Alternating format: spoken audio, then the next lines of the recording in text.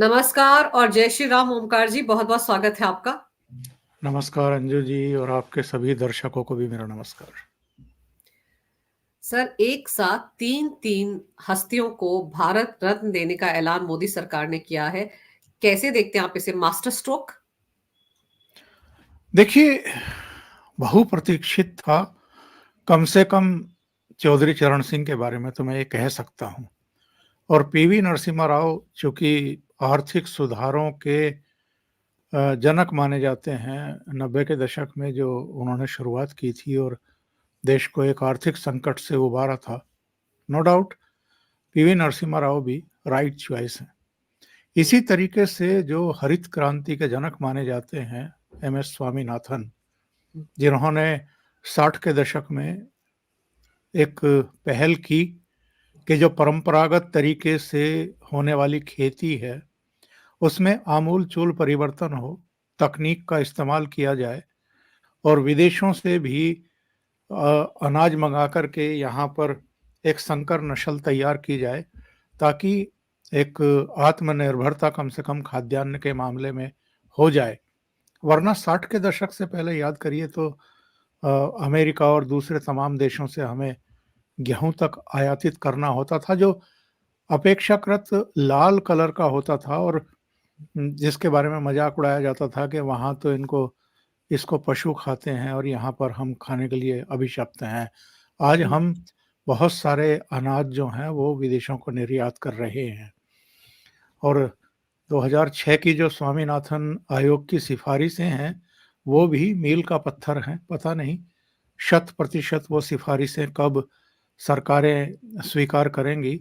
उससे जो कृषि सेक्टर है, कृषि क्षेत्र है, उसमें आमूल-चूल परिवर्तन होगा। तो मैं जी। कह सकता हूँ कि तीनों चॉइस जो है वो नरेंद्र मोदी की नो डाउट के मास्टर स्ट्रोक उस लिहाज से भी है कि 2 महीने के भीतर इस देश में अब लोकसभा चुनाव होने जा रहे हैं। पीवी नरसिम्हा राव तेलुगु बिड्डा के नाम से जाने जाते हैं। आंध्र प्रदेश से आते थे और देश की सेवा की है उन्होंने, कई भाषाओं के ज्ञाता थे। उस पर हम आगे चर्चा करेंगे कि सोनिया गांधी उनसे क्यों जी। नफ़रत करती थी। हुँ।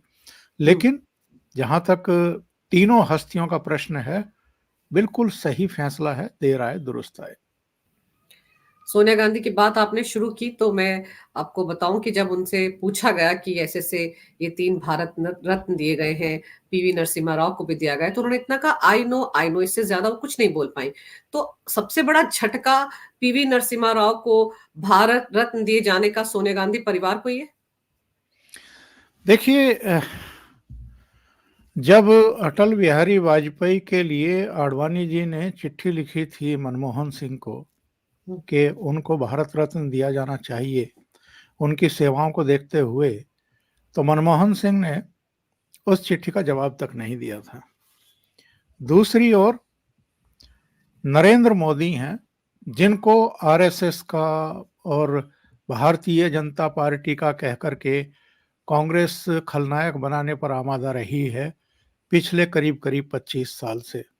हुँ, 2002 से तो हो ही रहा है ये प्रयास, जब वो गुजरात के मुख्यमंत्री थे तब भी और जब से प्रधानमंत्री बने हैं तब से भी।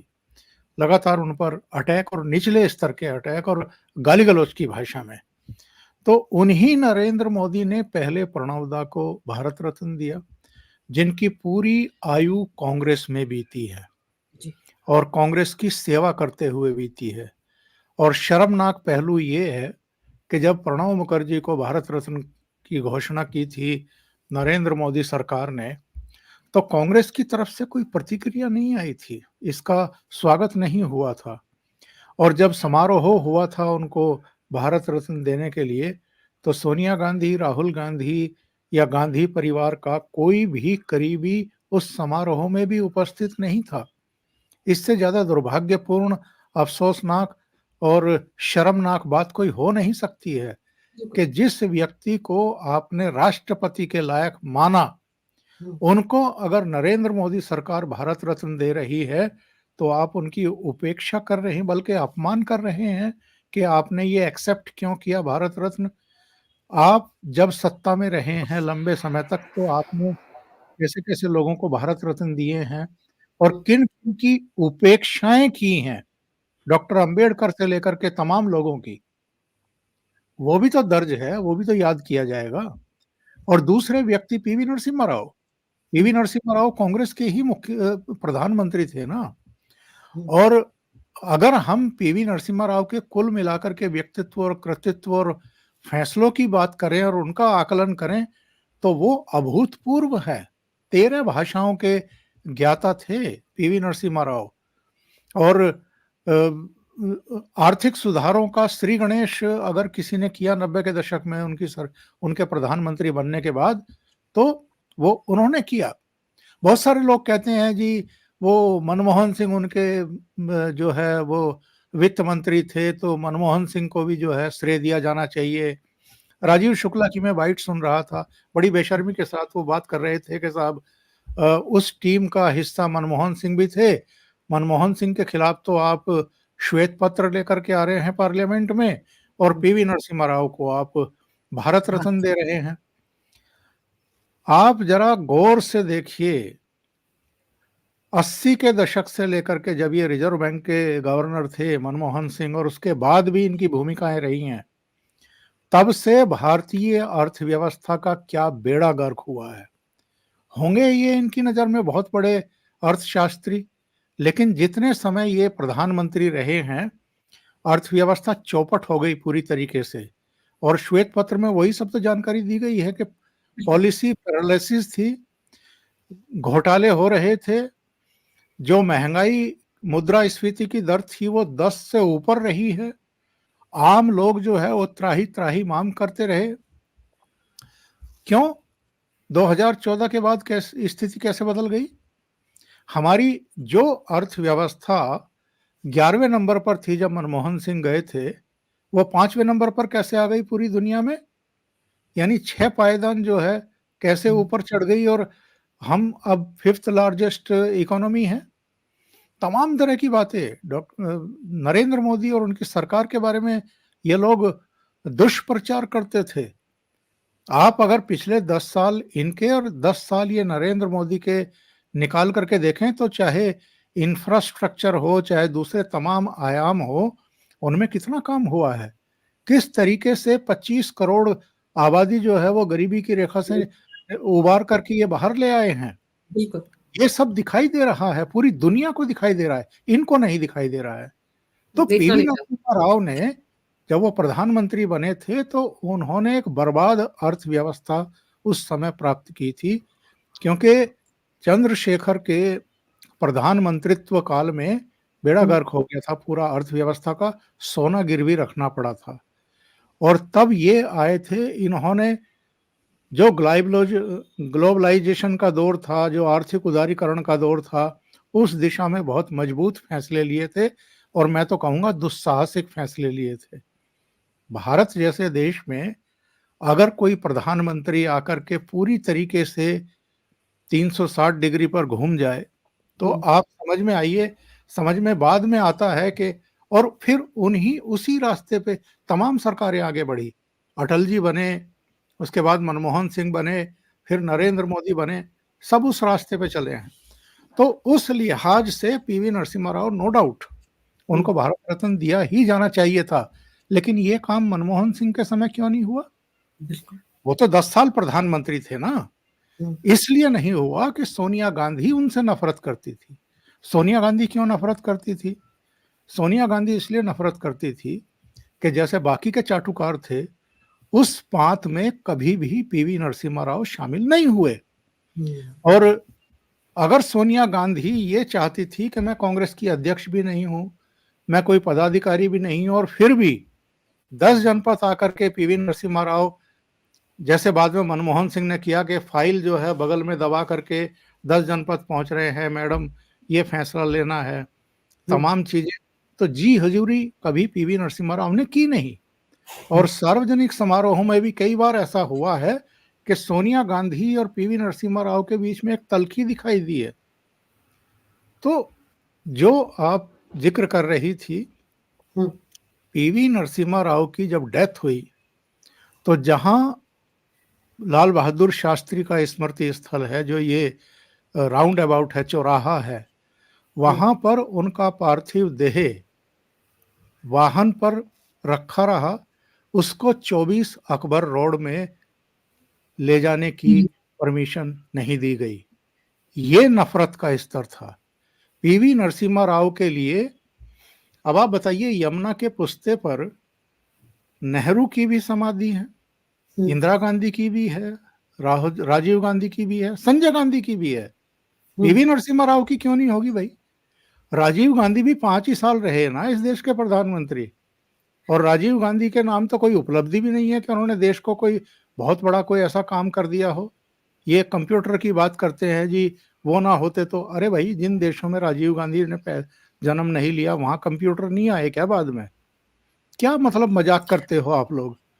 तो 5 साल अगर राजीव गांधी प्रधानमंत्री रहे और उनको भारत रत्न भी मिल गया, उनको यमुना के पुस्ते पर एक जो है समाधि भी मिल गई, तो पीवी नरसिम्हा राव ने कौन से पाप किए थे?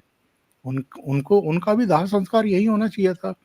उनका पार्थिव देह आपने आंध्र प्रदेश क्यों भेज दिया? तो देखिए, जो उनकी काबिलियत थी, जो उनका कंट्रीब्यूशन था देश के लिए, उसको तो नरेंद्र मोदी ने सम्मान दिया ही है।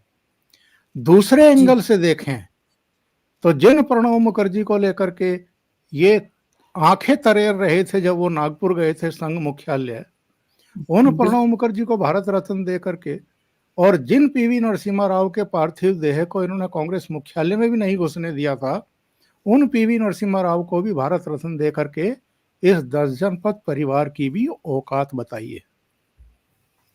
सर, मतलब अगर हम कांग्रेस के पुराने इतिहास को खंगालें, तो मैं ये ज़रूर आपसे आज की तारीख में आपसे जानना चाहूँगी कि बाबरी ढांचा जब गिरा था, उसको लेकर ये लोग पीवी नरसिम्हा राव को कटघरे में क्यों खड़ा करते हैं? क्या है वो कंट्रोवर्सी कि वो जानते थे, उन्होंने होने दिया? क्या इस तरह की बातें हैं अंदर खाने? नहीं नहीं, ये बताइए कि कोई प्रधानमंत्री क्या हुँ, कर सकता है? क्या कर सकता है? क्या चुनी हुई सरकार को बर्खास्त कर दे? हुँ, क्या ये संभव है? जैसा इंदिरा गांधी ने 50-52 बार किया है अपने प्रधानमंत्री रहते हुए, चुनी हुई सरकारों को बर्खास्त करने का पाप किया है, उसका खामियाजा बाद में कांग्रेस को भुगतना पड़ा। आज कहाँ है? हाशिए पर है। पीवी नरसिम्हा राव, आप आरोप लगाते रहिए कि उनके हुँ, प्रधानमंत्री रहते हुए बाबरी विध्वंस हुआ, लेकिन वो जो बाबरी विध्वंस हुआ है, वो क्यों हुआ है? एक बहुत लंबा पीरियड लटकाने का, भटकाने का, उकसाने का, हुँ, अपमानित करने का, दबाने का, और अदालतों में भी जब न्याय ना मिले किसी को, किसी बड़े वर्ग को, हुँ। जो किसी की आस्थाओं से जुड़ा हुआ प्रश्न हो, उसमें तो क्या करेगा आदमी? वही हुआ था, उसको कोई नहीं रोक सकता था। और तब के मुख्यमंत्री कल्याण सिंह ने भी एक तरीके से ये कह दिया था कि मैं तो गोली नहीं चलवाऊंगा, मैं गोली नहीं चलवाऊंगा, मैं, मेरी एक नहीं 2 बार 3 बार भी आप सरकार शहीद कर लीजिए, बर्खास्त कर दीजिए, मैं कार सेवकों पर, राम भक्तों पर गोलियां नहीं चलवाऊंगा। और इसीलिए वो पूरी जो वहां पर विवादित ढांचा था, उसको समतल कर दिया गया था, उसको कोई नहीं रोक सकता था।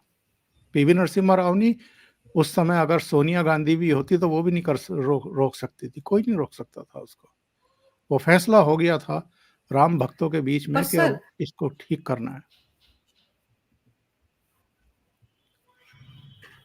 सर, नेहरू गांधी परिवार में तो आप नेहरू जी ने तो अपने मतलब जीवित रहते हुए खुद को भारत रत्न दे दिया था।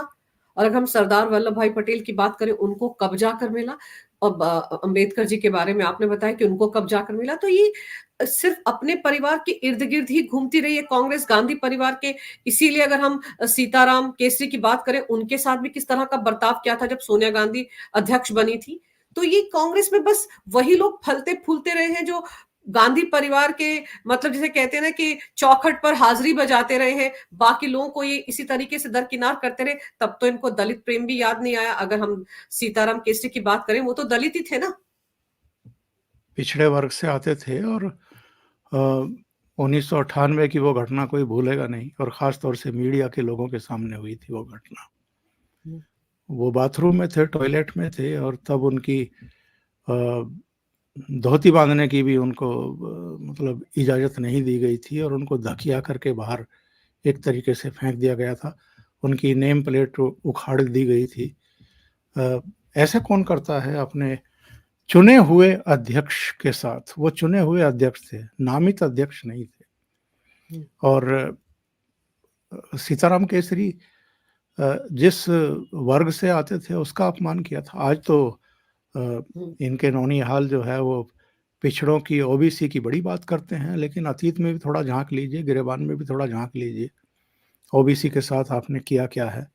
किस तरीके से सोनिया गांधी को काबिज कराया गया था अध्यक्ष पद पर, और एक विदेशी मूल की महिला 1998 में एक बार अगर अध्यक्ष बनी तो भूतो न भविष्यति। ना इनसे पहले कभी ऐसा हुआ कि कोई विदेशी मूल का व्यक्ति या महिला इतने लंबे समय तक कांग्रेस की अध्यक्ष रही हो। कभी नहीं हुआ। महात्मा गांधी, जिनका नाम लेकर के ये आगे बढ़ते हैं, जरा पता करिए महात्मा गांधी कितनी बार कांग्रेस के अध्यक्ष बने थे? सिर्फ एक बार, दूसरी बार नहीं बने। फिर बाद में जब वो एक सुभाष चंद्र बोस वाला प्रकरण हुआ था, दूसरी बार भी जब सुभाष चंद्र बोस चुन लिए गए तो नेहरू को बनवाने के चक्कर में महात्मा गांधी ने, क्योंकि वो भी पक्षपाती थे इस मामले में, उन्होंने घोषणा कर दी थी कि मैं कांग्रेस की बैठकों में ही शामिल नहीं रहूंगा। तो बाद में फिर सुभाष चंद्र बोस ने रिजाइन कर दिया।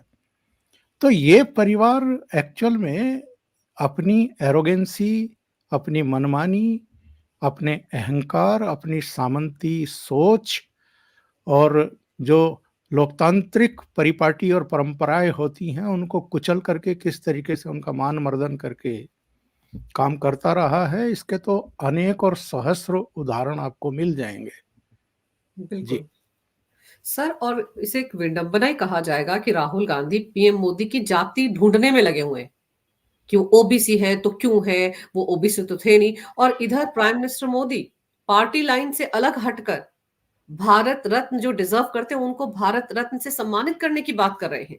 आप दोनों की मतलब विजन में फर्क देखिए। और उसके बाद तुर्रा गांधी परिवार का ये, या इंडी अलायंस जो अभी थोड़ा बहुत बचा खुचा रह भी गया है, उनका मतलब तुर्रा ये कि वो तो 2024 में सरकार बनाएंगे केंद्र में। देखिए, एक तो नरेंद्र मोदी गुजरात के मुख्यमंत्री इसलिए नहीं बने और बार बार नहीं चुने गए कि वो पिछड़े वर्ग से आते हैं। वो बार बार वहां मुख्यमंत्री इसलिए चुने गए कि वो एक श्रेष्ठ मुख्यमंत्री थे। उन्होंने गुजरात को वाइब्रेंट गुजरात में परिवर्तित करने के लिए दिन रात परिश्रम किया था, और अग्रणी राज्यों की श्रेणी में ला करके खड़ा किया था। नरेंद्र मोदी प्रधानमंत्री भी इसलिए नहीं बने थे कि जो पिछड़े हैं इस देश के वो ये सब जान गए थे उस समय कि भाई ये तो तेली समुदाय से आते हैं या पिछड़े समुदाय से आते हैं, इसलिए इनको प्रधानमंत्री बनाओ। क्योंकि गुजरात को बदलते हुए लोगों ने देखा था, उनका जो कामकाज का तौर तरीका है उसको देखा था, परखा था, उनका नेतृत्व जो है वो प्रमाणिक था। तो इसलिए उनको प्रधानमंत्री चुना गया। और 2014 की आंधी को कोई भूल नहीं सकता है। पूरे देश में कुछ दक्षिण राज्यों को छोड़ करके किस तरह की आंधी चल रही थी। फिर 5 साल तक उनका कामकाज देखा, जिस तरह के परिवर्तन उन्होंने किए हैं, जिस तरीके से हर वर्ग के कल्याण के लिए उन्होंने काम किए हैं, इंफ्रास्ट्रक्चर के क्षेत्र में जितना काम किया है, पूरी दुनिया में भारत को सम्मान दिलाने का जो काम किया है, तो इसलिए नहीं दिया है कि वो पिछड़े वर्ग से हैं, ओबीसी से हैं। वो इसलिए किया है कि वो अनुभवी हैं, पारखी हैं, उनके पास दृष्टि है, विजन है, और वो अगर देश को 5th लार्जेस्ट इकोनॉमी के पायदान पर लेकर के आए हैं और ये दावा कर रहे हैं कि मेरे तीसरे कार्यकाल में ही 3rd लार्जेस्ट इकोनॉमी दुनिया की भारत बन जाएगी, तो वो इसलिए नहीं बनेगी कि वो पिछड़े हैं, ओबीसी समुदाय से आते हैं, या वो जन्मजात ओबीसी थे या नहीं थे। आप क्या हैं भाई? आप ओबीसी हैं क्या? तो आप राजनीति क्यों कर रहे हो? आपको तो राजनीति करने का हक ही नहीं है। और बहुत सारे मीम बने हैं ना इनके इस बेहुदे बयान के बाद।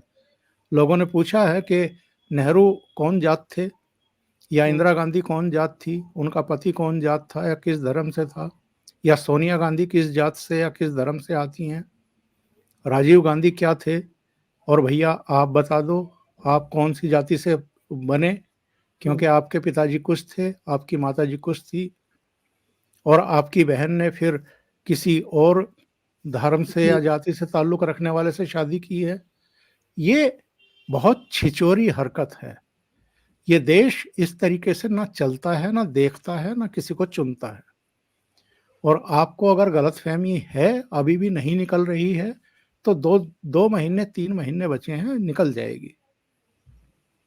बिल्कुल सर, अभी तो पहला थप्पड़ तो ये ज़ोरदार पड़ ही गया है पीवी नरसिम्हा राव को जिस तरह से भारत रत्न दिया गया है। लेकिन चौधरी चरण सिंह जिनको कि किसानों का मसीहा कहा जाता है सर, उनके लिए भी बहुत लंबे समय से माँग उठती रही है भारत रत्न के लिए। लेकिन अब जो टाइमिंग है, जिस वक़्त ये अनाउंसमेंट उनके लिए की गई है, उसको आप कैसे देखते हैं? अब तो ये मानकर चला जाए कि जयंत इस तरफ आ ही जाएँगे एनडीए में?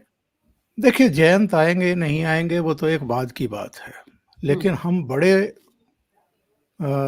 बड़े कैनवास पर हम लोग अगर इसको देखें तो कर्पूरी ठाकुर को दिया गया पहले, उसके बाद अडवाणी जी को भारत रत्न दिया गया, और अब 3 हस्तियों को और दिया गया है जिनमें चरण सिंह एक हैं। देखिए, चरण सिंह को लेकर के इस देश की मौजूदा पीढ़ी को कितनी समझ है मैं जानता नहीं, लेकिन चरण सिंह के जब कृतित्व और व्यक्तित्व की हम बात करते हैं और जिस तरह के सुधार उन्होंने किए हैं, जिस तरह के उनके सिद्धांत थे, उसको लेकर के बहुत बड़ा वर्ग जो है अपरिचित है पूरी तरीके से। उनको जाट कह कर के बहुत सालों तक चिढ़ाया गया। बहुत कम लोग जानते हैं कि उनका जो रसोइया था वो दलित था। बहुत कम लोग जानते हैं कि उनकी बेटी सरोज की जो शादी है वो भी दलित के साथ हुई थी। ऐसे बहुत सारे काम हैं। एक किस्सा, उनकी एक बेटी है ज्ञानवती, उन्होंने मुझे बताया था कि चुनाव का समय था, पूरा दिन कई जनसभाओं को संबोधित करने के लिए रात को करीब 1 बजे घर पहुंचे थे, और जब उनको पता लगा कि मेरे कान में दर्द है, तो अपनी थकान को तो भूल गए और मेरा सिर जो है अपनी गोद में लेकर के बैठ गए। और कुछ वो होम्योपैथी के जानकार थे, कुछ आयुर्वेदिक दवाओं के जानकार थे, तो वो दिया। और सुबह 4-5 बजे तक जब मेरी आंख खुली तो मैंने देखा कि मैं पिताजी के मतलब गोद में ही सिर रख करके लेटी हुई हूं और मेरी आंख लग गई, पिताजी जाग रहे थे। मैं उनका एक मानवीय पहलू बताना चाहता था कि वो किस तरह के आदमी थे। उन्होंने बहुत सारी पुस्तकें लिखी हैं, ऑक्सफोर्ड तक में उनकी एक पुस्तक जो है वो पढ़ाई जाती रही है। वो मशहूर वकील थे, और राजनीति में भी एक बार उत्तर प्रदेश में जब वो मुख्यमंत्री थे, पटवारियों ने हड़ताल कर दी। उन्होंने पटवारियों के बस्ते खूंटी पर टंगवा दिए थे कि ये चीजें बर्दाश्त नहीं करेंगे। चौधरी चरण सिंह हर तरह के आंदोलन के खिलाफ थे, अहिंसक या हिंसक किसी भी तरह के आंदोलन के खिलाफ थे। और दुर्भाग्य देखिए, उनके जाने के बाद उन्हीं के क्षेत्र से पहले महेंद्र सिंह टिकैत का आंदोलन शुरू हुआ, और उसके बाद अब उनके साहबजादे जो है राकेश टिकैत जिस तरीके से सुपारी लेकर के आंदोलन शुरू करते हैं और खत्म करते हैं, उसने इस पूरी बिरादरी को बड़ा बदनाम किया है। और जगह जगह जिस तरह की हिंसा होती है, कभी आरक्षण के नाम पर हरियाणा को जला दिया जाता है, कभी 13 महीने तक दिल्ली की गर्दन पर घुटना टेक करके बैठे रहते हैं बेशर्मी के साथ। ये भी नहीं देखते हैं कि लोगों का जनजीवन किस तरीके से प्रभावित हो रहा है। जो सुबह नौकरी पर जाने वाले लाखों लोग होते हैं और शाम को अपने घर लौटने वाले होते हैं, उनको किस तरह की तकलीफों का सामना करना पड़ रहा है। तो ऐसे आंदोलनों के वो खिलाफ थे। तो चौधरी चरण सिंह को बड़े पर्सपेक्टिव में अगर देखें तो नरेंद्र मोदी ने सम्मानित करके वही काम किया है जो कर्पूरी ठाकुर को दिया है। और मैं अंजू जी आपको बता रहा हूँ, इस देश में अलग-अलग राज्यों में जी। ऐसी विभूतियों की भरमार है, जिनको उनका वो सम्मान नहीं मिला है जिसके वो वाक़ई हकदार हैं।